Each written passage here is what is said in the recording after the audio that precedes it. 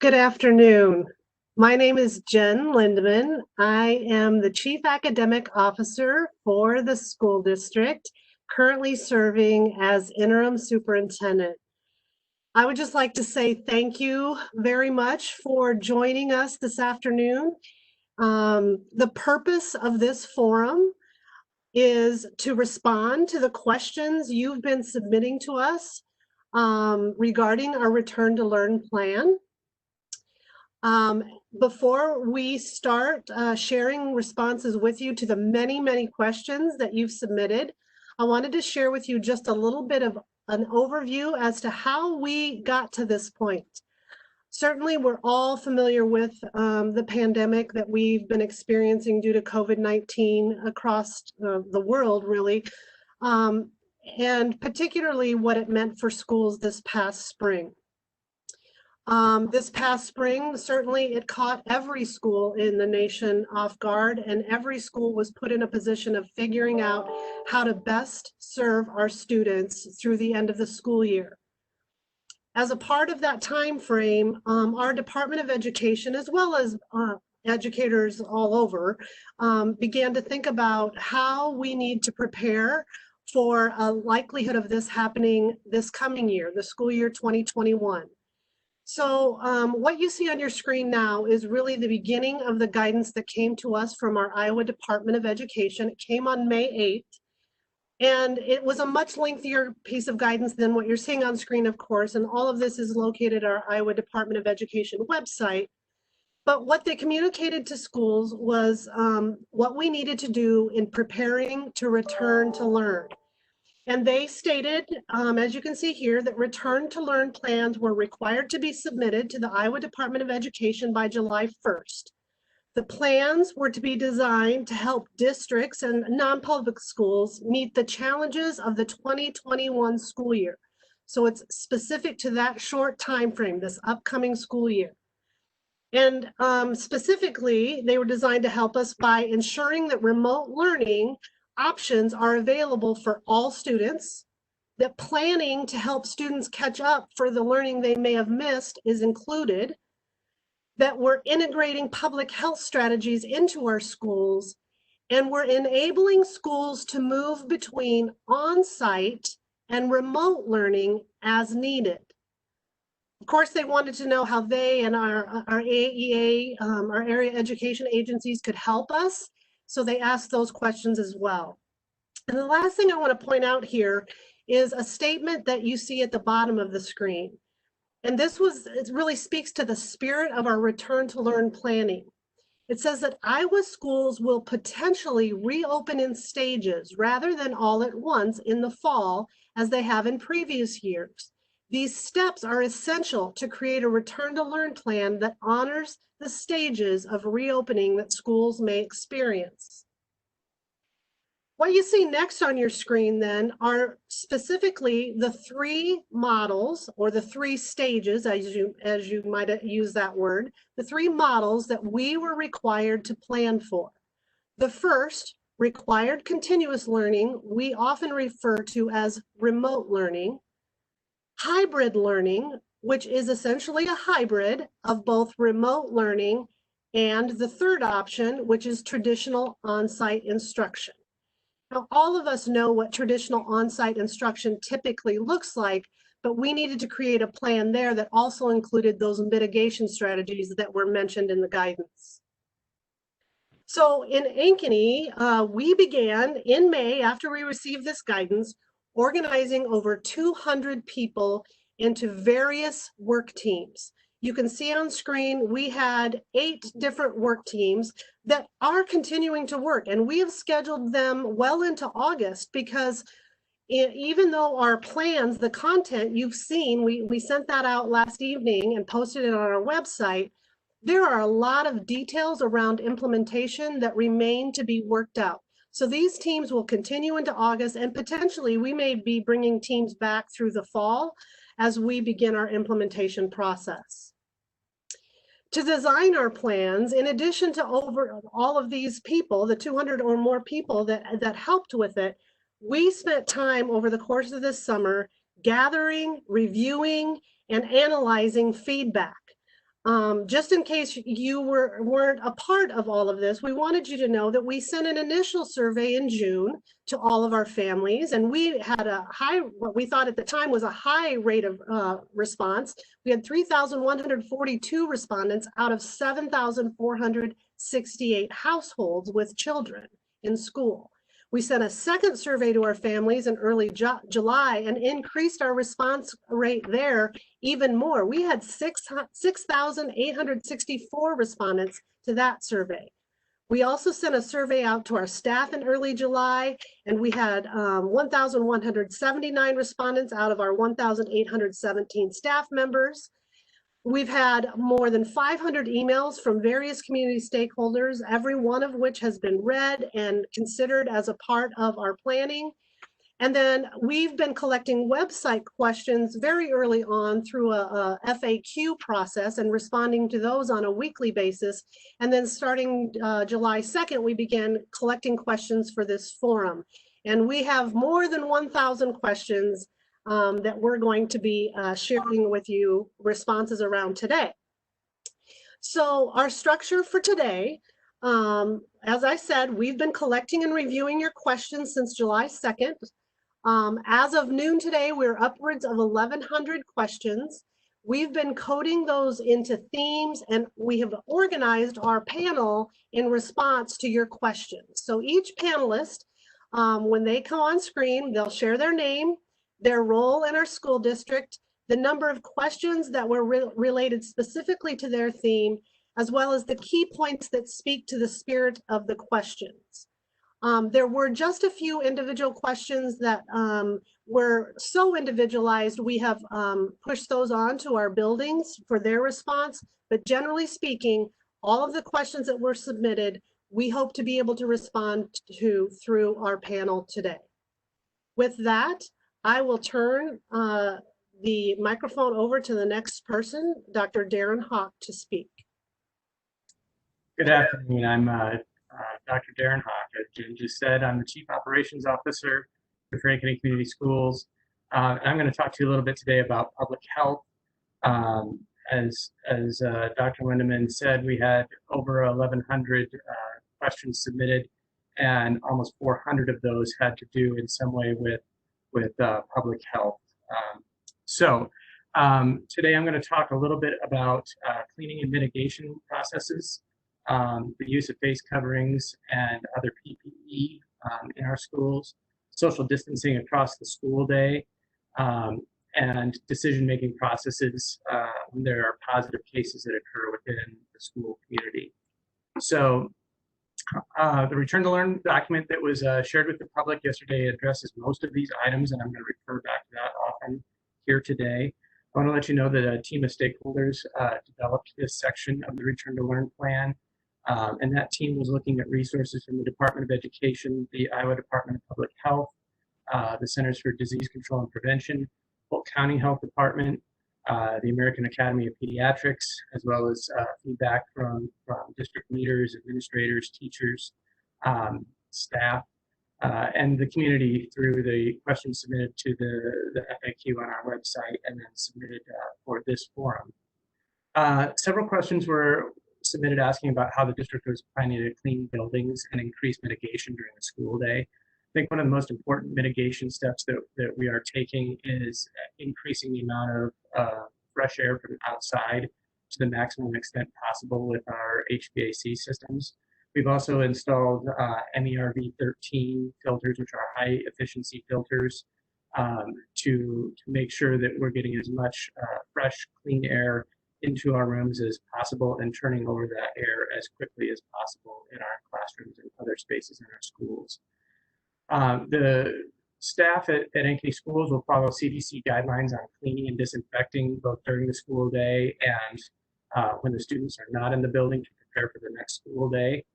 Hand sanitizer and gloves will be provided to schools on a continual basis throughout the school year. Staff will clean surfaces using soap and water and then use disinfectant. High-touch surfaces such as student desks and chairs will be cleaned and disinfected before each individual use. Custodian cleaning practices will follow the CDC and OSHA guidelines will be focused on cleaning for health, which includes an emphasis on disinfecting surfaces where bacteria or virus are most likely to be transmitted. Additional mitigation steps, we're going to limit the amount of visitors to Ankeny Community School District facilities. We're going to set up stations at each building for essential items to be labeled and dropped off during the school day. So if the student forgets their glasses case or that type of thing, rather than having to come into the school and have that interaction, we'll have a place where those can be dropped off, and then we'll retrieve those items and distribute them.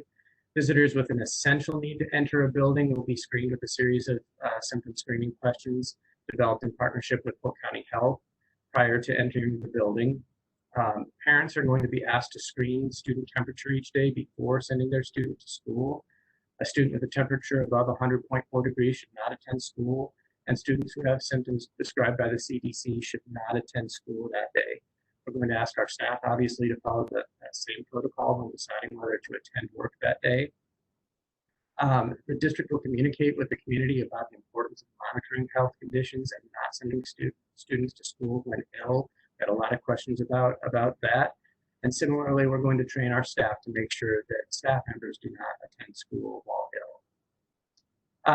To promote proper distancing during arrival and dismissal times, we're going to have multiple entry and exit points with staggered times for students to enter and exit the building each day.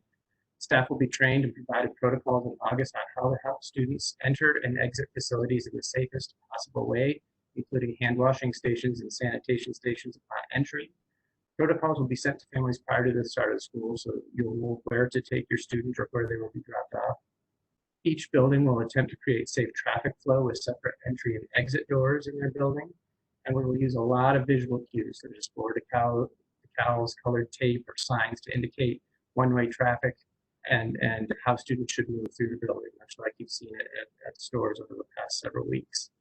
We'll have decals that indicate 6 feet intervals when standing in line. We're going to build in time during the day for hand washing, and we will provide instruction on proper hand washing techniques. Our furniture will be arranged in all rooms, all areas of the building to support social distancing to the greatest extent possible. All of our drinking fountains are currently turned off and are covered. However, we have installed bottle filling stations, water bottle filling stations in all of our buildings, and we will provide disposable cups if students do not have their own personal water bottle, so they can still have water during the day. Another area that we received a lot of questions, I received 73 questions regarding the use of face coverings or masks. A lot of those questions included whether masks will be required of students and staff, whether shields could be used in addition to masks or instead of masks, and what accommodations will be in place for students who have a medical concern that does not allow them to wear a mask. The short answer is staff and students will wear masks. A chart that provides details on how masks will be used, as well as the instruction that will be provided to students, is included in that Return to Learn plan, and I encourage you to look at that for details. The plan also summarizes the use of the mask recommendations from federal, state, and local agencies. Students and staff are encouraged to provide their own masks. However, our school will have masks for those who do not have one on a given day for whatever reason. One important point for our community engagement department is accepting mask donations. So if you have masks or making masks, would like to donate masks, please reach out to our community engagement department, and they'll make sure that they're distributed to our schools. All of our staff members are going to be provided with a face shield. We're asking that, or telling them that they can use that in addition to masks. If they're providing instruction and they're more than 6 feet away from students, they may be able to take the face covering off and use just the shield so that students will be able to see their face. We're also installing plexiglass partitions in main offices and food service areas and any other areas where students might approach a desk. We're identifying and installing those as needed. We received 85 questions about how we will keep students socially distant throughout the school day. Our team looked at social distancing in multiple settings, including buses, arrival at school, in class, in hallways, at lunch, at recess, and at dismissal times. And I encourage you to look at the plan for specifics on each of those areas. Generally speaking, we're going to maintain a 6 feet interval from people to the greatest extent possible. We're going to avoid mass gatherings in large groups, such as assemblies in our cafeterias or gyms before or after school, field trips, or large in-person staff meetings. We're also going to maintain social distancing outside, which includes recess. Our principals are developing plans and schedules for recess that will provide them with the break they need to be outside, but also make sure that we keep our students healthy. To the greatest extent possible, we're going to keep student cohorts together. That was another question that was asked a lot. This is most feasible at our elementary level and to some degree at the middle school level. Upper secondary schedules make this a little bit more difficult. Initially, our plan was to keep all of our elementary students in their classroom as much as possible during the day to minimize passing in the hallways. However, new research indicates that turning over the air in that classroom as much as possible is important. And so elementary students will leave the classroom for specials and recess to allow that air to turn over more quickly than it would if it was full of people. We had several questions about how food will be served and how lunch will work for our students. Social distancing will require that lunch be spread out more than it has been in the past. Therefore, some students will eat in their classrooms, while others will eat in the cafeteria. We have a lot of ideas that our principals are putting together as far as how to better organize our cafeteria seating in order to maintain the 6-foot interval while people eat, because obviously you can't wear a face covering while you're eating. The students will social distance while picking up their food. Our nutrition services are also putting plans together for how we will deliver food to students if we're on a hybrid or on a required continuous. So if they're not in the building on a given day, how they will still have access to food. A lot of questions on how social distancing will work on our buses. We, again, will social distance to the greatest extent possible within the guidance allowed by the state. Currently, state guidance allows for 2 students per seat if all students are wearing masks. We've been working with Durham. Drivers are going to be screened prior to each route for temperature and for any symptoms. And they will always be wearing PPE. All of our buses will be thoroughly cleaned after all routes. We're working with Durham on routing, and we'll share information on transportation as soon as we possibly can. The discussion on transportation leads to another area where we've received a lot of questions, which is how are we going to group students, especially on that hybrid plan. We're working with Durham School Services to develop routes that do not change when we move between hybrid to on-site traditional. So during hybrid, we will use all buses for half of the routes each day so we can spread the students out and socially distance. And when we move to traditional, obviously we'll use all buses to run all routes. That means that the bus stop and time and all that will not change for students if we move between those plans. For all of our students, whether they ride the bus or not, we're going to group students in a way that keeps families attending on the same day during a hybrid plan. We had a lot of questions about that. And thanks to some of the feedback provided from the community, we've also dug a little bit deeper into that, and we're going to make sure that blended families are also on the same schedule to the greatest extent possible, so the families are attending on the same day. We received 81 questions related to how protocols for student and staff illness and the decision-making process for those protocols we put in place. Our school nurses are receiving training on how to process suspected cases within the school, and they're going to provide training to all staff.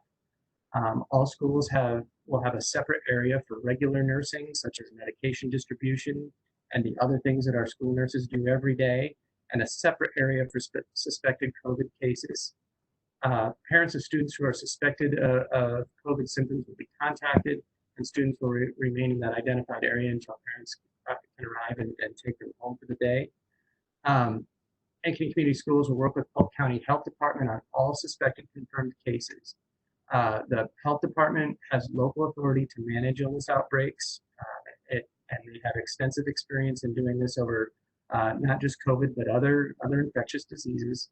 In the event of a confirmed case at school, the building principal, the school nurse, and Polk County Health Department will work together to investigate that situation and employ corrective actions to minimize the spread of illness for the greater school community. So if the school learns of a confirmed case or suspected case, they'll immediately contact Polk County Health. If Polk County Health learns of a case within our school, they will contact the school, calling the building principal first. The school nurse will then be asked to gather information about the case, and they'll ask about specific information about the student. They'll ask about other family members that might be attending either that school or other schools within the district. They're going to ask about the student's schedule and the activities that they have before or after school, whether or not they ride a bus, where they were sitting at lunch that day, if they had lunch that day, etc. We'll keep class lists and seating charts for students so that we can provide that information to Polk County Health if necessary. And then Polk County Health will work with the school to prepare communication to share with parents, staff, and the greater school community on these cases. It's important that people understand that Polk County Health is telling us they anticipate that if a positive case is found within a building, the building may be closed temporarily, maybe overnight, maybe 2 to 5 days, depending on the severity of the case, to allow for additional cleaning and completion of the investigation. And they will let us know when we're able to open that building back up. During school closures, extracurricular activities and all other activities will be canceled as well. It's important also that you understand that the Iowa Department of Education has told us earlier this week they will be releasing additional information to help schools with the decision-making process for suspected or confirmed cases. And we're supposed to get that information during the first full week of August. So obviously, if any of the information that I just shared with you changes, we will let you know right away. We also received a lot of questions about quarantining and what will happen if there's a case at school. We're following CDC guidance on this, and they tell us that anyone who has been in close contact with someone who has COVID-19 should self-isolate. That includes people who have previously had COVID-19 and anyone who has taken an antibody test, and even if they have antibodies to the virus. So they say that close contact includes if you're within 6 feet of someone for at least 15 minutes, if you've provided care to someone who is sick with COVID-19, if you had direct physical contact, meaning that you touched them, you hugged them, etc., if you shared eating or drinking utensils, or if the person with the positive case sneezed or coughed or somehow got droplets on you. And if any of those are true for you, you're supposed to stay at home for 14 days after your last contact with that person that had COVID-19, watch for fever and other symptoms, and obviously stay away from others while you're staying at home. Now that is a whole lot of information in a very short amount of time. Like I said, we had a lot of questions on this. And as I read through all of those questions, almost all of them have much more detailed information in the actual plan. So I encourage you to go back and look at that plan. So that said, I'm going to hand the presentation over to our next.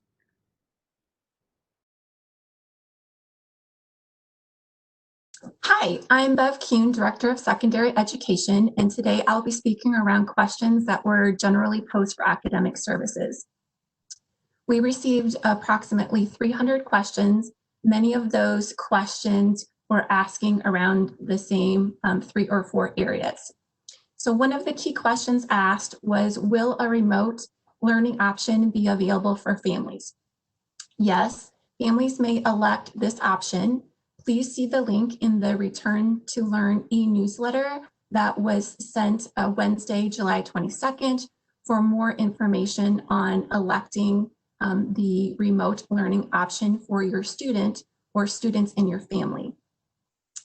Additionally, questions came in around what will the schedule for the remote learning look like?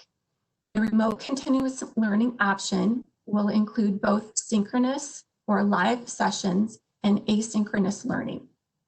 Students will follow a daily schedule for the synchronous sessions or the live sessions with their teacher. The asynchronous learning tasks can be completed within or outside of the traditional school hours, and families can set their own daily schedule to complete the asynchronous learning tasks.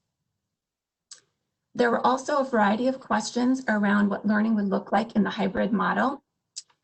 The considerations in drafting the hybrid model for Ankeny included meeting the guidelines that were put forth by the state for hybrid instruction, considering the time between on-site student instruction so that we could assist students in building and maintaining their learning routines, and providing for ease in moving between the different delivery models. So in the hybrid model, there will be a combination of synchronous and asynchronous learning. The synchronous learning is on site in classrooms with teachers, while the asynchronous learning is done remotely. Students will be grouped into one of two attendance clusters, and each group will receive 50% of their instruction on site. So students, for example, would be in group 1 or in group 2. The district will work so that families would be in the same group for attendance, regardless of the building that their students might be in. So a family may have an elementary student, a secondary student. We will work to have those attending in the same group so their attendance days are similar.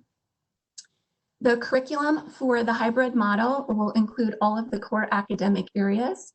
In addition, it will include elementary specials, as well as middle school exploratory classes and high school elective courses.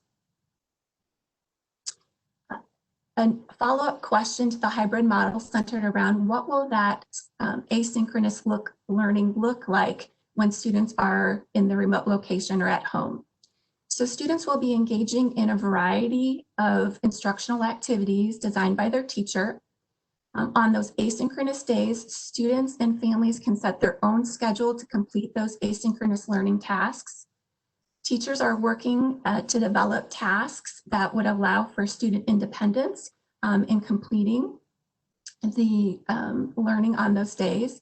And the instructional activities would vary. For example, it might be a video tutorial. It could include interactive digital experiences. It could include extended practice or potentially take-home activities for those asynchronous learning days. Lastly, another question that was asked was around how or when will decisions be made to move between delivery models. So the Department of Education has indicated school districts will receive additional guidance around the metrics to be used in that decision-making process to move between delivery models. Ankeny intends to revisit our instructional model in 6-week intervals, with families having a 2-week notice if there was a proposed change. The exception to this, of course, would be if the State Department of Health or Polk County Health or the governor's office would indicate a school, the district, or schools across the state must move to that remote continuous learning. In addition to the information I have shared, the Return to Learn plan includes detailed links for both the hybrid model and the remote continuous learning model. When you access the Return to Learn plan that was shared earlier this week, you will find that information on page 8. With that, we're going to transition to our next panel speaker.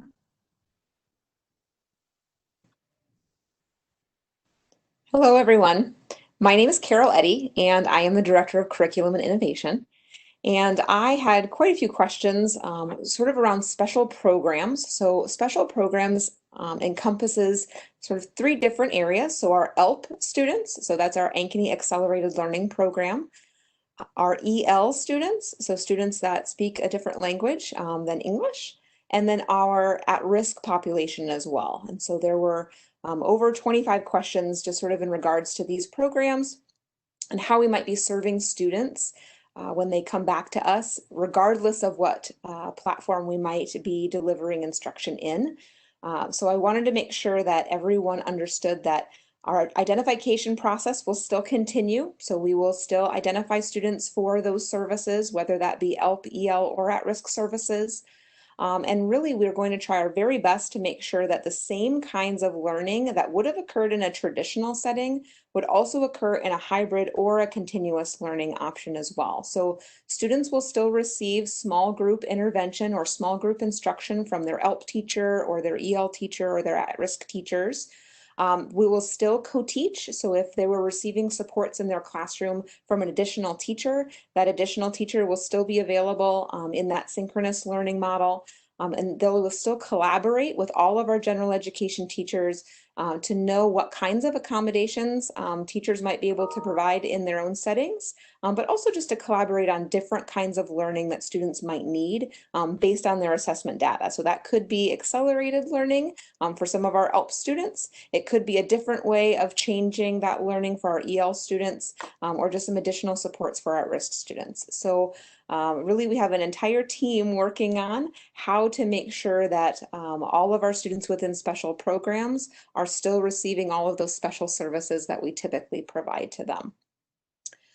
Another set of questions that I had were really just around how is our required learning plan or our hybrid learning plan different from what had occurred sort of at the end of our 1920 school year. And I can tell you that when we ended the school year last year, from the Department of Education, we had chosen a voluntary enrichment plan. So all of the things that your student might have engaged in at the end of last year were not required. Those were things that were activities to help keep your child engaged, to keep learning going, but to repeat sort of the learning that they had already received, so that they wouldn't lose ground at the end of the school year.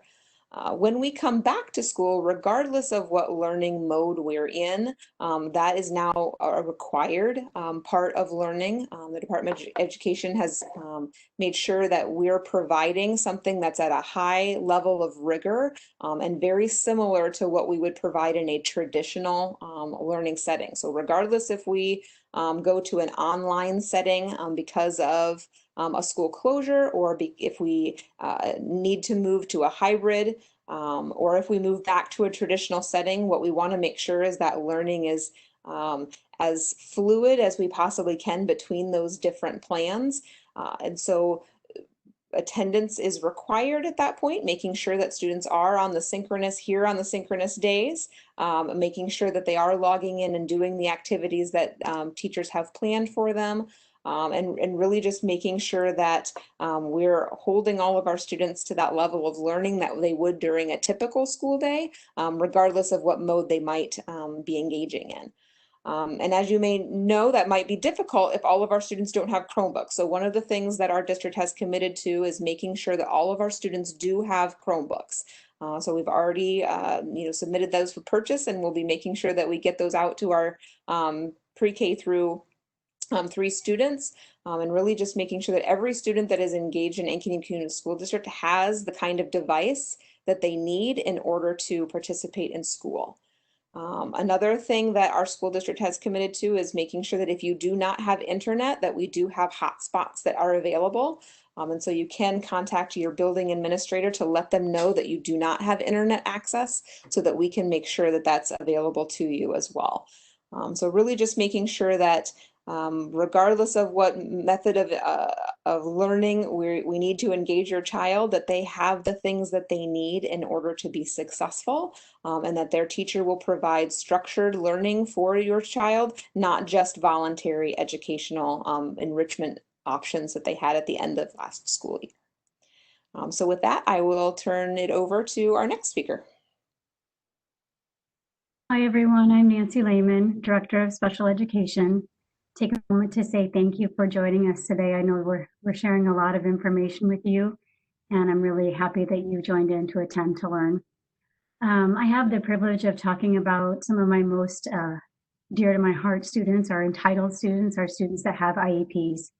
And there are 3 broad questions, and I think that the first one really starts with the basic question of how will my students' needs be met? How will their IEP be implemented? And it's important to know that in the required learning model and return to learn plan that we have, regardless of which modality of instruction we're in, we are going to provide special education services and are required to provide those special education services. So if you think about your child's current IEP, or if they have a current IEP, their IEP defines, I'm sorry, I talk with my hands, their current IEP defines what's required to provide a free and appropriate public education for that child. So that current IEP exists for the traditional on-site model, the brick and mortar. That's what it's there, and it's always been there for. Now, with the Return to Learn plan, your IEP team has the opportunity to design how we translate what's in that current IEP that defines FAPE into a hybrid or a remote learning plan.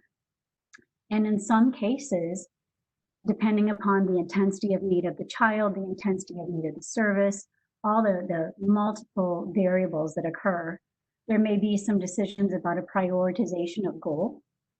There could be some conversations about what makes sense for frequency of attendance. There could be conversations about this accommodation doesn't really work in this setting, but this one does. So there's a lot of things to discuss. It's important to know that the foundational IEP will not change. That will stay the same. There's additional form that has been added to the IEP in light of the pandemic. It's called the I page. Some of you are familiar with the different pages on an IEP.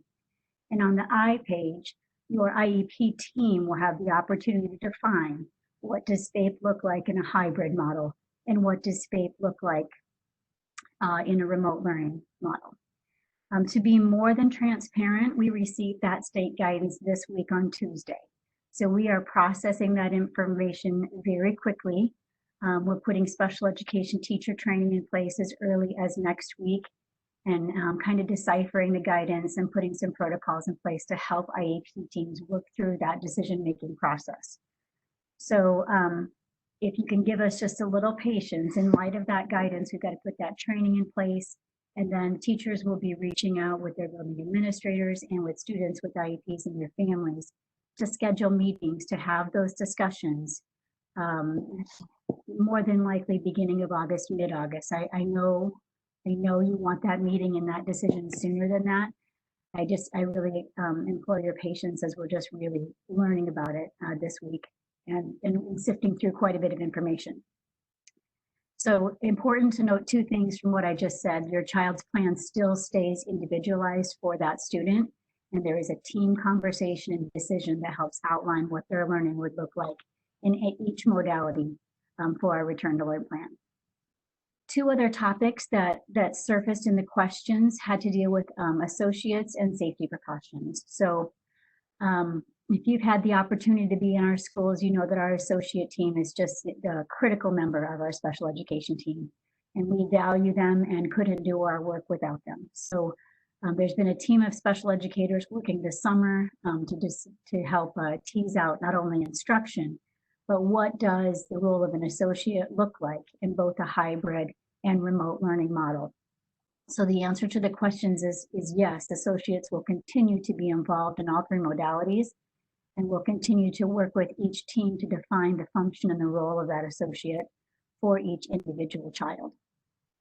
The other topic that came into place were about safety precautions for entitled students, primarily a concern with sensory issues or medical concerns and the wearing of face coverings. So I want you to know that if there's a condition that your child has, whether it be sensory or medical, we are certainly going to take that into consideration. And if we can't wear a mask for that particular student, we will implement intensified cleaning measures, intensified other mitigating factors that we can do. So it could be increasing social distancing, it could be increasing cleaning routines. And we'll have to look at each case on an individual basis, but we certainly don't want to put your child in medical harm's way and or create an overstimulus or sensory concern for your child. So to summarize, there's a lot of very specific answers that I think a lot of families want right now, and I couldn't want to provide them to you anymore. I would like to get those to you, but our special education teachers will be receiving training. We will be reaching out to families, and we will get to you just as soon as we possibly can. We have approximately 1,100 IEPs to withhold between now and the beginning of school, and so we will be working our tails off to get that done and be in contact with you. If there's anything that I can do to answer your general questions, I'm happy to do so, but your specific answers to your questions would have to come through the IEP team decision process. So with that being said, I'm going to turn it over to the next panelist. Good afternoon. My name is Amy Ditmar, and I serve as the Director of Elementary Education here in Ankeny Schools. We have received over 100 questions in regards to the before and after school program, concerns about childcare, and also our preschool program. So I'm going to take a few minutes to address some answers to those questions. Before I start, I want to share that we recognize here in Ankeny Schools that a portion of the concerns that are related to our Return to Learn plan are in reference to custodial care. And while this weighs very heavily on our minds, our primary concern here in Ankeny Schools is educating your children in a safe manner. So I want to start with by talking about our before and after school program.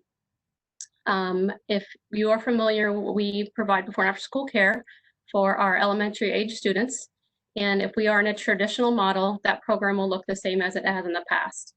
For schools that have at least 30 or more registered students in the before and after school program, we will hold that program at that school site. Just like in the past, if there is not 30 or more students registered in the program, they will be transported to a neighboring school. If we are in the hybrid mode for instruction, our before and after school program will operate the same on the days that your child's in attendance. So we will have a modified contract that will allow you or your child to come to the program before and after school on those days that they are assigned. In a remote learning environment, we will be providing childcare through the day, much like we do in our summer camps. So we will open our doors for childcare during the school day if we are 100% online as ordered by the governor. We've received many questions about why we do not have childcare during the day on a hybrid model on the days when the kids are not on site. And we wanted to let you know that we do have a lack of space. And so we want to use all of the space that we possibly can for our kids to spread out so we can follow social distancing guidelines for the children that are on site during that hybrid model. We also have to consider sharing of spaces such as cafeteria, playground, restrooms, the gym, and we want to utilize all that extra space for our students that are on site. Also want to take a moment to address how we're working with child care centers in Ankeny to help problem solve some of the concerns that you have. We are connecting with our local daycares to partner, so how we can support students while they're in the daycare setting. Many daycares are reporting to us this week that they are willing to open up more classroom spaces for school-age children, should we be in a hybrid or continuous learning model. As Carol mentioned, we are providing devices for all of our students in pre-K through 12th grade. So students will have devices and our daycares are ready for the kids to bring their devices on site. We are offering to provide hotspots for the daycares that don't have wireless so that children can still access learning when they're in the daycare setting. Our before and after school program also will be another means for kids to access learning, and we will support the academics in that remote learning environment as well. In addition, I want to add that the child care resource and referral, they do have a available resource for families that are having difficulty trying to identify child care. And so you can visit the Iowa Child Care Resource webpage for more information of how they can connect you with child care for your student. And then finally, I want to talk about preschool. Our preschool program is going to follow the same guidelines as our K-12 program. If we are in a hybrid model, children will be identified into groups, group 1 and group 2, and they will go 2 days a week based on that alternating rotation.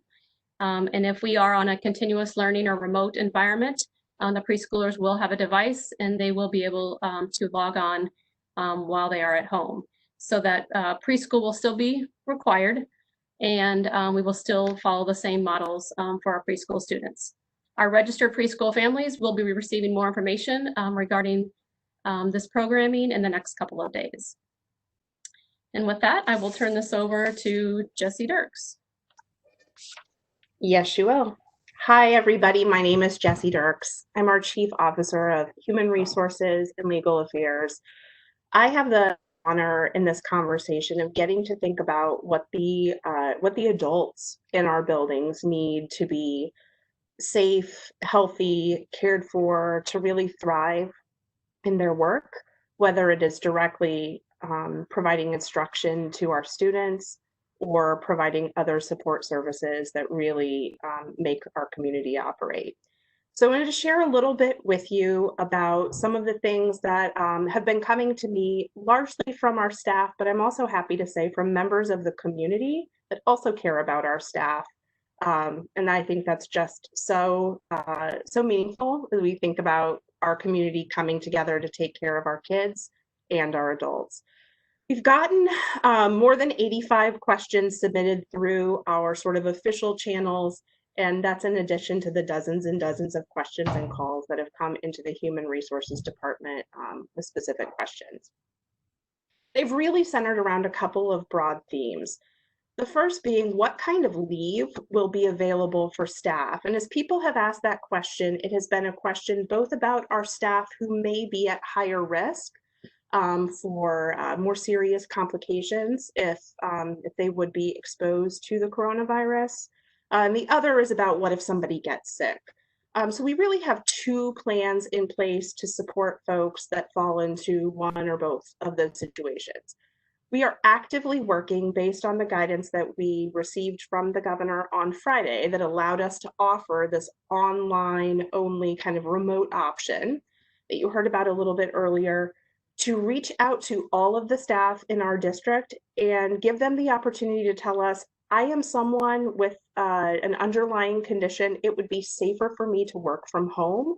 There's a very simple process they go through to provide us with that information. And if they have an underlying condition, we are going to do everything we can, sort of build a cohort of teachers and associates who will support our students that are learning from home. So those staff will be at home because it's safer for them there, supporting kids who are also home for a variety of reasons.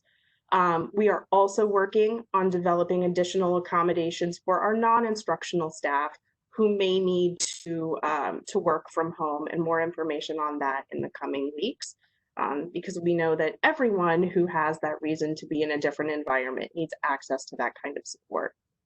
For our folks who get ill or who are exposed and want to do the right responsible thing that you heard Darren mention earlier, which is stay home, we have been working all summer to implement, make sure we are ready to take to scale some new federal legislation that came out as part of the CARES Act called the Families First Coronavirus Response Act, or FFCRA, that provides additional paid leave to all staff, part-time, full-time staff, on their first day of work, up to 2 weeks, which allows for the, I was around somebody, I was exposed, I need to stay home for 2 weeks while I'm getting tested, while I'm quarantining, that kind of thing.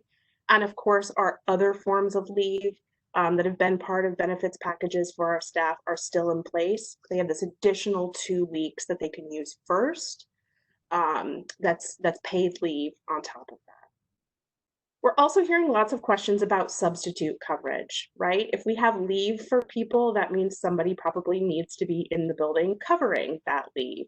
We are really excited about a couple of initiatives that we are rolling out district-wide. I've been hearing the hiring for those happen around me today, and it's very exciting. We'll be building a cohort of dedicated substitute teachers for each building. That will help us minimize the travel and the transit between buildings and make sure those folks will be folks with an education background, that there are other trained, qualified adults available in the building every day to cover for teachers, and on days when there are teachers that aren't out, to provide additional support with social distancing and just support for all of the things that are going to be happening in classrooms this year. We are also actively working to recruit sort of we had called them substitute nurses, but they're not really substitutes, sort of a second nurse, a backup nurse for just about every building in the district. There will be some sharing of those nurses, but they will really help us put in place a structure that allows our students and our staff who maybe aren't feeling well to be separated from our students that need things like routine medication, a Band-Aid, right? So sort of a sick room and a well room. And our nurses have been asked to step up in really, really big ways, and providing them with some additional hands on deck we think will be helpful for their support, or for their success rather, and for the care of all of the people that are in our buildings. And then the final thing that I would just mention here quickly, that we have received questions about, is health and safety of our people, including mental health. You heard a lot earlier about the PPE, the social distancing, the things that we are doing to make sure that the people in our building are physically safe and have access to good health care from our nurses in our building. We're also thinking a lot about mental health of our staff, and are actively working to expand the access that our staff have to free mental health resources, looking to double the amount of resources available to those staff members, free counseling sessions or free sessions with therapists. We know there's a lot of stress, anxiety, trauma, surrounding just this unusual time, and we want all of our staff to be able to take care of their mental health as well. So that's something that we'll be sharing more details about, I would think, in early August, but that's a commitment that we're making. And my last thing here before I turn it over to Dr. Lindeman for, I think, some final thoughts, is just to say that all of this has really been a balancing act for all of us. And when I think about the work that has happened in human resources, working with employees, our teachers unions, our PPME support staff union, members of the community, to think about what we need for human resources, we've really tried to say, what does the law require us to do? What is our district policy? How are we doing this in a fair way? And how are we collaborating so we're hearing all of these different perspectives as we work to have a plan that really takes care of what I think is our most important resource, our people who come to work every day to serve the kids in our community. And we've got some, I think, some strong support structures in place for those folks because of the collaboration that's happened here. So Dr. Lindeman, I'll hand it off to you, I think. So throughout this presentation, you have heard reference to the guidance that we are receiving from the Department of Education. And so just to be clear, we wanted you to be aware that, as I mentioned at the beginning, we received our initial guidance on the return to learn planning back in May. Since that time, the governor has made a proclamation on July 17th that is influencing some changes to our overall plan, as well as she has provided some guidance around Senate File 2310 that is informing some of the modifications we're making to our plan. We know that just this week we received one set of special education guidance, and we have more coming here later next week. And we were told in a webinar with our State Department that they plan to send to us metrics for a decision-making process. Again, that's estimated for the first week of August.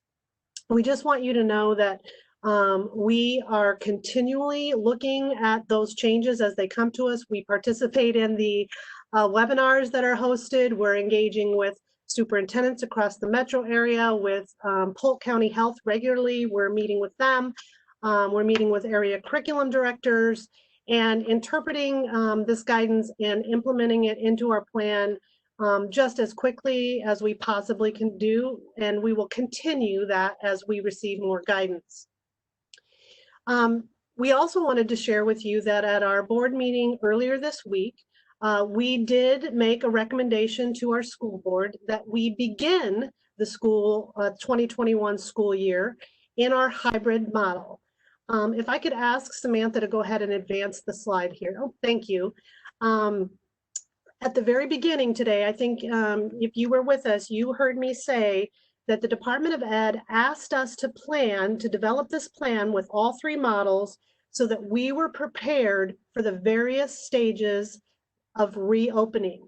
And the reality for us is that those stages could change each week this school year. Sometimes it could occur on a day. It could occur from a state level because the state is seeing data around public health that causes them to direct us to move to one stage or another. It could be, as you heard Dr. Hawk mention, that in a particular building, there's been a case that the Department of Public Health is asking us to close that building for 2 or 3 days, which would cause that building to go into a remote learning environment. So we have been planning all summer long to create a plan that is agile, that is flexible, that is as seamless as possible when moving from one plan to another. And the reason for that is we want to make this as smooth as possible for our learners and our teachers, and certainly for our community. And we want to continue to put student learning first in the entire process. Certainly safety is what we're planning all around, but student learning is our core work. We also want to mention to you that while our plan is to begin the school year, or what we're recommending is that we begin the school year in that hybrid model, we are suggesting that outside of those uncontrollable factors that would cause us to change modes, we would remain in that model for no less than 6 weeks. And again, that would then allow us to communicate any changes with you, hopefully in advance. We want to share a little with you about why we're recommending that we begin in the hybrid model. First and foremost, it's what we're seeing happen in Polk County related to public health, and what we're hearing from Polk County Health specifically to what we need to do in order to mitigate risk for our students. And so as we think about it from an educational perspective, in addition to what we're hearing from our health professionals, is that we know that the hybrid model is that balance that you heard Jesse Dirks speak about just a second ago. It allows us to engage with our students face to face, in smaller groups certainly, but at least our learners can come in and meet their teacher for the 2021 school year face to face. Those teachers will engage students in learning the routines, procedures, and structures that are necessary for students to learn at high levels in our classroom. And the other thing we have to think about is, in addition to those standard routines that are a part of every school year start, we also have an entirely new set of routines, procedures, and structures related to keeping everyone safe that we need to teach to our students. Those include lunchroom procedures, recess, hallways, entering, exiting, masks, all of those types of things. Our teachers are fantastic at teaching kids routines, procedures, and structures, and they use repetition to do that. So we can support our students in learning those in that hybrid environment more readily with smaller groups. In terms of our teachers, this hybrid model supports our teachers in doing what they are so committed to doing every year, but this year in particular, thinking about the fact that our students haven't been in classrooms since March. Our teachers want to make sure they're building relationships with their students that are authentic, where they understand their students' learning needs, their preferences, and all of those pieces to the student that help that teacher really individualize the instruction for those kids. It also, again, allows our teachers to support students with those routines, procedures, and structures. And then the third piece of this is, when we think about the idea of being agile and the thinking where we want to be able to seamlessly move if a building shuts for a few days, or a classroom, or we're told to by the state, we want to make this year's experience in that much more seamless and much more anchored in continued learning for our students than what you may have experienced last year when we didn't have plans in place. And to do that, our teachers are learning, have been all summer. We've had a number of teachers, nearly all of our teachers, engaging in learning of those tools they can use in a remote learning environment. And so a hybrid model will have our teachers planning for both on-site instruction as well as instruction that occurs asynchronously while students are home on the day they're not assigned to be at school. That positions our teachers well for any potential change in terms of our learning environment. And lastly, when we made this recommendation, we asked our board to hold a special board meeting this coming Monday to make that decision. And our intent in that is support for you in addition to students and teachers. We know that parents want time to talk with their children about what school might look like this year. And knowing specifically what it looks like on that first day of school, as a parent myself, being able to describe that the best I can to my child would be important to me. Also, as a working parent myself, the ability to talk with my employer about what that might mean for my work schedule and how my employer might partner with me in that so that I continue to be the great employee that I can be, but also make sure I'm supporting my students' learning during the time that this hybrid model needs to be utilized.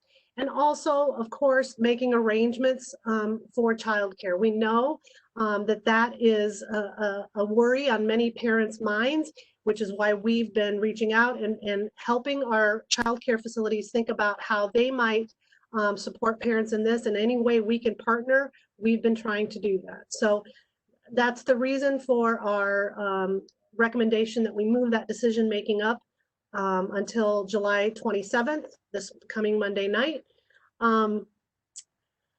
We also want to, as we close today, mention a couple of things to you. We know that this forum filled up tonight, which is outstanding. We love that we live in a community where people care about our children and their education and are interested and invested in what that looks like. Because we were filled up tonight, we know that there were a few folks that weren't able to jump into this WebEx. We did have a member of our staff do some Facebook streaming, so hopefully many of those folks were able to catch it there. But also we are recording this and we'll post it on our website this evening. So if you have friends, neighbors, relatives that were unable to jump in, please share with them that this will be posted later this evening and they can sure view it at their leisure. We also know that while we tried to do our best to respond to all of the questions that you sent to us, there may be more. We certainly expect that there will be. And so we want to let you know that we'll continue to respond to your questions through our FAQ that is located at our website, and you see the address there. We want to let you know that any of the questions that were posed prior to our release of our Return to Learn plan have been archived so that we don't create confusion unnecessarily. And so new questions will start to populate, and we will provide answers to those questions as soon as we can. With that, I just want to again thank you certainly for tuning in and listening to our plan, for asking the questions so that we could really streamline our sharing with you tonight around what's on your minds. I also want to say a huge thank you to the 7 people who were our panel this evening. I can tell you these folks have been working literally day and night, 7 days a week, to make sure that this plan had all of the details and support in it that you need and that our staff needs. They've been facilitating those work teams, and so the next thank you goes to those work teams. Those folks have been meeting minimally 2 hours a week since actually before school is dismissed, and many of those teams have been meeting beyond that. So the thanks all the way around. Finally, to our Board of Education. As you might imagine, they are in a very difficult situation in terms of making this decision. They are public servants, and more than anything, they want to serve you and our community and our students. And so they've been listening carefully to the experts, the medical experts, the educational experts, as well as our community and your needs. And I have no doubt that they will make a decision on Monday night based on the best evidence, the best information they have. And I know without a doubt it will be done from the very bottom of their hearts to do the best for our kids. With that, thank you. Be sure to submit your questions at our website, and we're glad to be a partner with you in Ankeny.